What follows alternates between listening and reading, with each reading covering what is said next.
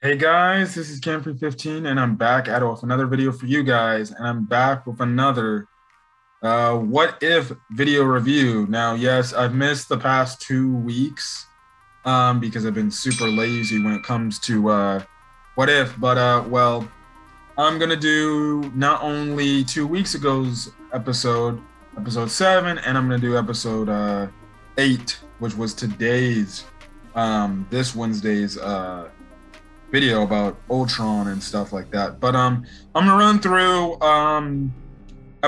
each episode. So let's start with episode 6, which is one of the ones I missed. So episode 6 is what if Killmonger rescued Tony Stark. I thought this episode was really freaking good because obviously Killmonger, is a very deceptive, trickster type of conniving antagonist villain in the whole grand scheme of things.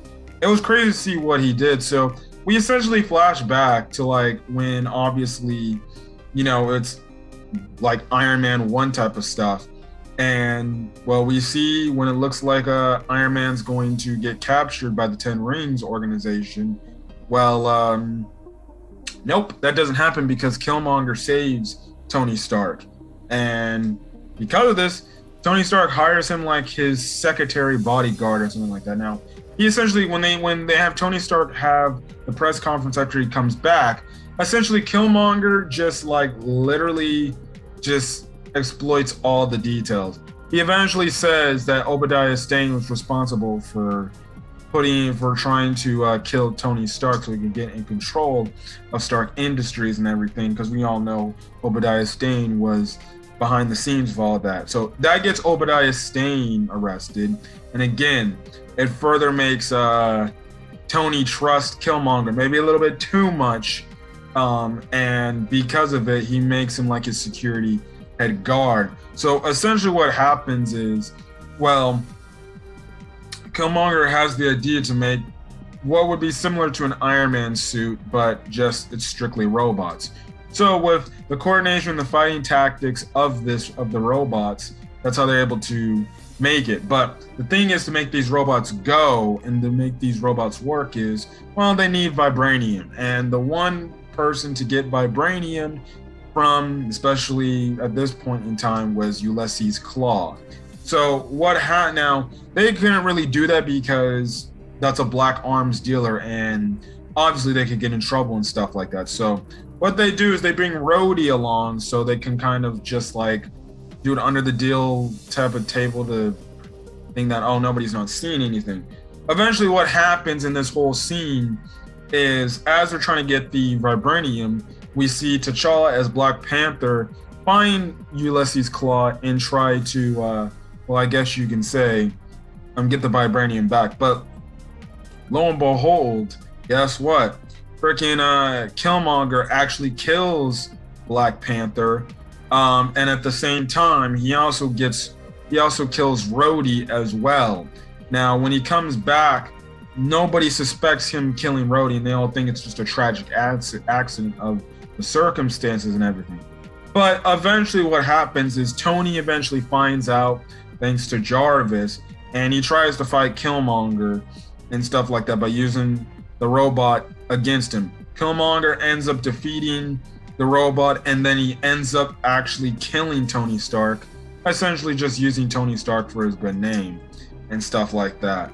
Now, they make it where, well, guess what? They think, oh, Tony Stark just had an abrupt death without nobody knowing.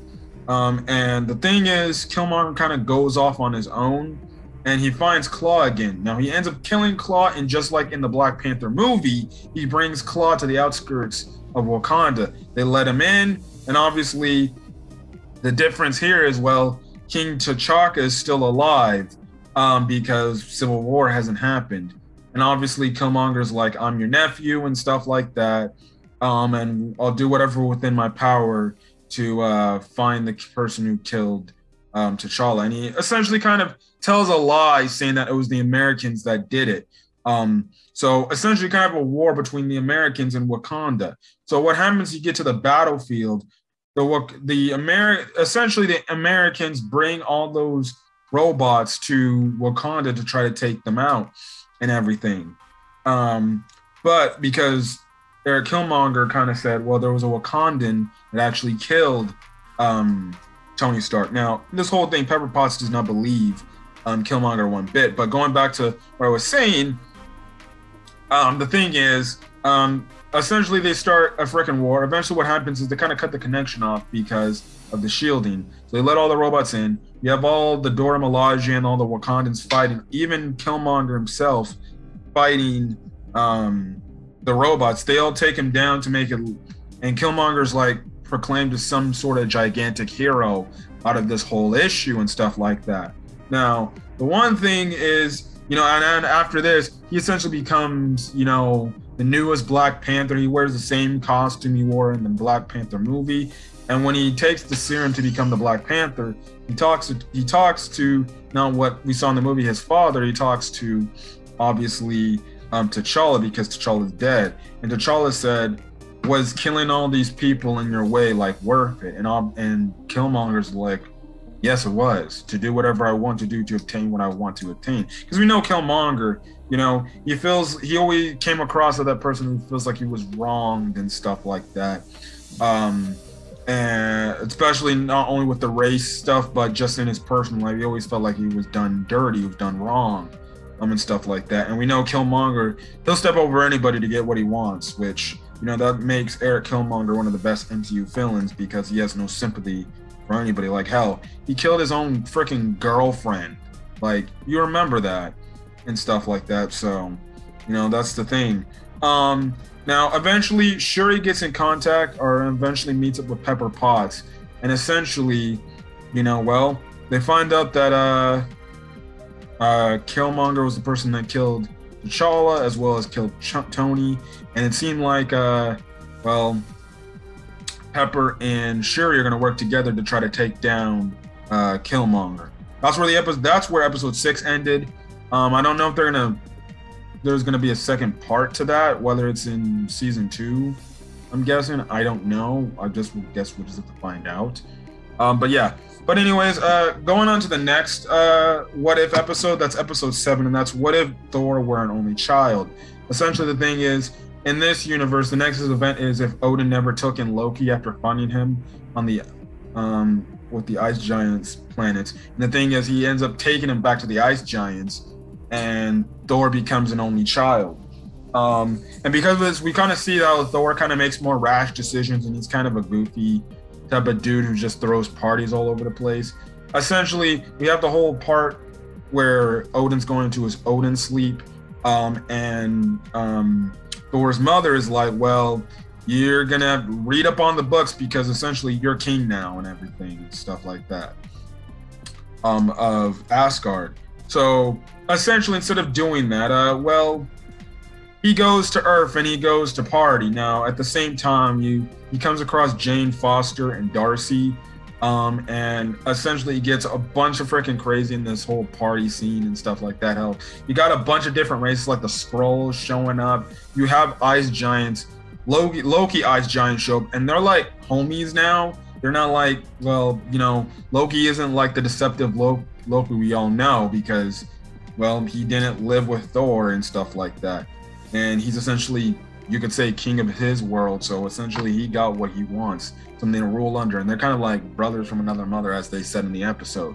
Essentially what happens is S.H.I.E.L.D. gets the reading about, obviously what's been going on and stuff like that. And eventually Jane tries to hide Thor, but it becomes kind of freaking crazy and stuff like that. What I did find funny in this episode was how Howard the Duck and Darcy apparently got married in Vegas, and it's like, what the fudge? But what happens is just S.H.I.E.L.D. trying to find a way to stop Thor or something like that. And we have it to where, obviously, they call for Captain Marvel. So Captain Marvel and Thor have a battle in this fight, or have a battle in this episode. And it was a pretty dang good battle, to say the least, from what I remember. Very entertaining, very back and forth action. It goes to show you, like, oh damn, these two characters can go at it and stuff like that. Just imagine if you saw this in live action. and stuff like that. Eventually, what happens is Jane Foster finds a way to get in contact with Heimdall to only get her to find Thor's mother.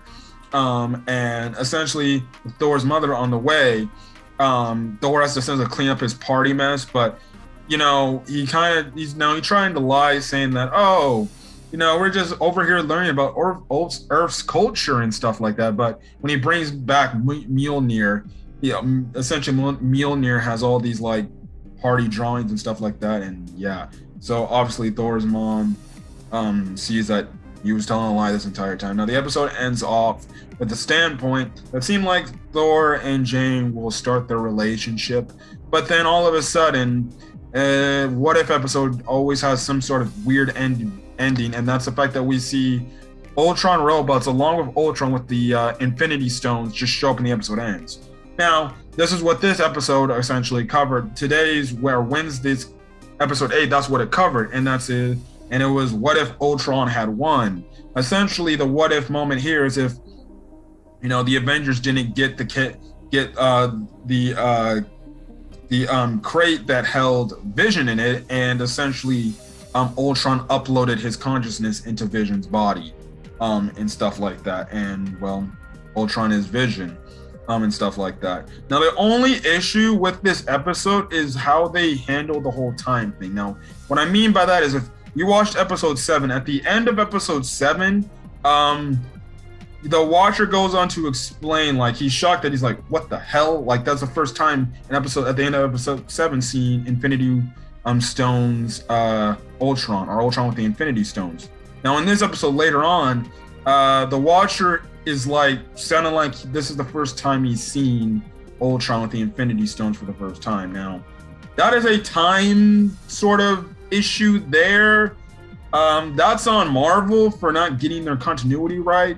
So that's on them. I don't know if they didn't like wake up or something when they were creating these episodes, but that's on Marvel. Like, the only other time we had like some sort of timeline issue, was the whole Spider-Man Homecoming timeline thing that went on there. Although I don't think that's a big deal, because you can just easily be like, you can just in your mind try to fix that and stuff like that. But for what if they kind of mess it up and stuff like that? But essentially what happens is after Ultron gets has control of Vision's body, and essentially, Vision is Ultron now. Ultron kills Iron Man, Thor, Captain America, Hulk. He also accesses and just lets all the nuclear missiles just go haywire, and they go all over the world, and they're just blowing up everything, essentially turning everything. It's turning Earth into an extinct, type of planet. Now, arguably one of the funniest freaking scenes and one of the most what the fuck scenes you see in this episode is, Thanos just shows up. Don't know if time has passed, but Thanos shows up like he did, looking to collect the Mind Stone, and freaking Ultron sees him, and he's like, he looks at obviously the gauntlet, and he's like, interesting, and then he literally cuts Thanos in half with his Mind Stone beam. I saw this for the first time. First thing first, my jaw dropped. And then when I rewinded it to watch it again, for some reason I started cracking up laughing, because I'm like, dude just showed up looking to get the Mind Stone, and then all of a sudden Ultron's like, interesting, you're dead. I found that honestly was the funniest thing, and then the way they just had Thanos die, half of his sides just fall over. I'm like, was that so? You're telling me Vision could have killed him that easy? But then again, it's Ultron. Ultron would have taken no chances. He would have killed him. Now, I understand they're preserving the episode for time, but it would have been cool to actually see Ultron and Thanos actually fight. Listen, it's called What If for a reason. It's just a what if scenario. It's not like it's really happening in the main MCU. Well, it has ties to the main MCU timeline because the multiple realities and stuff like that, and multiverses and stuff like that. But listen, if I'm really being serious, we saw what Thanos could do with all the Infinity Stones. I think there's no way in hell Thanos gets killed like that easily too. Again, like I said, they probably only did that because they could only have so much time contained to an episode. Maybe they should just spend a little bit more time, maybe giving a fight to Ultron and Thanos instead of just killing him off that quickly. But all right, now in this whole thing, we see Natasha, Black Widow, and Hawkeye still alive in this timeline. Now they're trying to find a way to shut down or stop Ultron. Eventually, what happens is they eventually go to a Russian base I'll actually get to that real soon. Or they get to a SHIELD headquarters where they're trying to find all these files. But in the meantime, you just have the Watcher just look at all this, and Watcher's just overlooking that now that Ultron's got all 6 Infinity Stones. He's just destroying everything. He destroyed Asgard, the place where the Guardians of the Galaxy were at the start of Guardians of the Galaxy 2. He was at the Nova Corps planet, which Captain Marvel shows up and tries to stop him. She makes a Terminator reference because she calls Ultron, like, what are you, Skynet or something? She tries to take him out, but Ultron is like, yeah, no, you're not gonna kill me, and literally blows up the entire planet along with other planets in the surrounding area. That's how powerful this dude is and stuff like that. And Jesus, when we get to the fight against the Watcher, he's just insanely fucking powerful. So what happens freaking next is, my God. So what happens is, the Watcher's like, oh shit. And now, I forgot. Ultron is standing on a rock, and he can actually hear what the Watcher is saying, just like how Doctor Strange saw the Watcher, evil Doctor Strange, and he turns around, and Ultron's like, I hear you. And then the Watcher's like, oh shit! And he's like, I gotta do something. He's gonna find me soon. So obviously Ultron's coming at him and stuff like that. So he goes back to the failed reality. And I swear to God, it was so funny as Black Widow and Hawkeye were looking through the files. Now, the Watcher's like, the file's right there. Get that file. Get that file. And Hawkeye passes it. He's like, no, should I intervene? No, I can't do that. And you just have to watch her literally freaking the fuck out because he's afraid of fucking Ultron finding his ass and probably kicking his ass and killing him. And eventually he gets so relieved when Black Widow finds file, and it's a file to Artem Zola. They go to this whole, like I said, Russian base. They upload Artem Zola. They tell him, like, listen, we need you up to defeat Ultron. So what they do is when the Ultron bots come in, Hawkeye shoots an arrow with the data of Artem Zola into the Ultron robot, and he's there. So what happens in this whole scene is what happens, you get a sacrifice, an opposite reverse sacrifice from Avengers Endgame, where this time it's Clint Barton actually sacrificing his life to save or to get Black Widow out of there. So yeah, it was honest to God, the same exact scene. Like, I'm not even joking. Same exact scene, just roles reversed. And it's debatable how you feel like who should have died in Endgame. It is what it is. Essentially, now Black Widow's like, okay, can we take down Ultron? Now, Artem Zola's like, well, I can't do that because he's apparently in some sort of different reality. He's not even in this universe at all. Speaking of that, Ultron, I guess you could say, breaks through the crack of the multiverse, or where the Watcher's at. And the Watcher and freaking Ultron has this crazy freaking battle. Like, literally, you have to watch the episode to see this battle. It's just a crazy battle where you see the true, I would say, the true power of the Watcher and stuff like that. And you see the Watcher ain't nothing to, sneeze at. He is a strong ass dude. But Ultron's holding his own. Eventually what happens is, it's so crazy. They're fighting through different realities, different multiverses. You have one where it's like, oh, freaking Steve Rogers is swearing himself in as president of the United States. There's a freaking one where freaking Ultron literally does his best Galactus interpretation and literally eats the entire eats a galaxy and destroys it. And I'm like, what the hell is going on? I'm like, this dude's Ultron strong. I'm like, damn, I'm just looking at this. I'm like, man, just imagine if we had this Ultron in Age of Ultron. Now, I like Now, I like Avengers 2 Age of Ultron. I do think it's the weakest Avengers movie out of the 4 we've gotten so far. I do agree that. But I still liked Avengers Age of Ultron. I think Avengers Age of Ultron gets unnecessary hate. A lot of people said they could have did so much better with Ultron there. But again, like I said, Ultron could always maybe make a comeback. That's if James Spader, I guess, wants to return. But I'm seeing this. I'm like, man, if we had this live action, holy shit, this would have been crazy. And stuff like that. Eventually what happens is the Watcher loses. It looks like Ultron's going to kill him, but the Watcher gets away and goes to a different reality. We end up finding in the post-credits scene, he ends up going to the reality of Dark Doctor Strange.